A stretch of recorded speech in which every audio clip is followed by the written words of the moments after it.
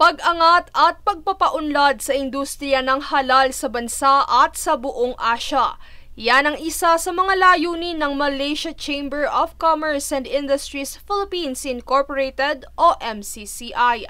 Ang inisyatibong ito ay binahagi nitong Martes kasabay ng seremonya para sa induction at oath-taking ng mga bagong talagang opisyal na maglilingkod sa organisasyon para sa susunod na 2 taon.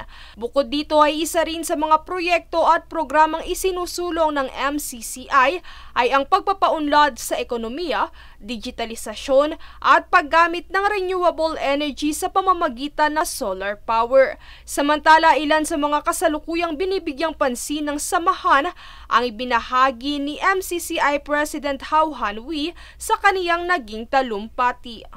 Generating more value for our member in the business circle by creating more events for business and social, to exploring business opportunity together and also enhancing our corporate social responsibility, initiate to contribute back to the local society in the Philippines. Sa kabilang banda, ilan sa mga panauhing pandangal ay sina Malaysian Ambassador to the Philippines, His Excellency Dato Abdul Malik Melvin Castellino at Anti-Red Tape Authority o ARTA Director General Ernesto Perez upang magbigay suporta sa mga bagong halal na opisyal ng MCCI. Isa sa mga nakalatag na aktibidad ngayong taon na ibinahagi ni Malaysian Ambassador Castellino ay ang Halal Expo na gaganapin sa buwan ng Nobyembre.